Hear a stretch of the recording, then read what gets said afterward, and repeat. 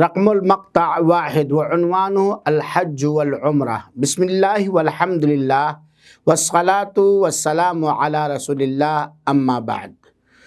موضوع ہے حج اور عمرہ کے ذریعہ عمر لمبی کرنا۔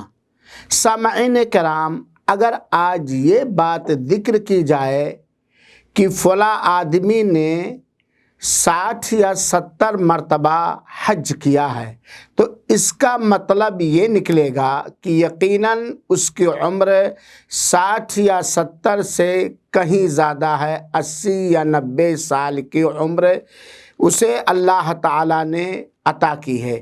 لیکن کیا یہ ممکن ہے کہ ایک مسلمان مرد اور عورت اپنی عمر سے زیادہ حج اور عمرہ کر سکے؟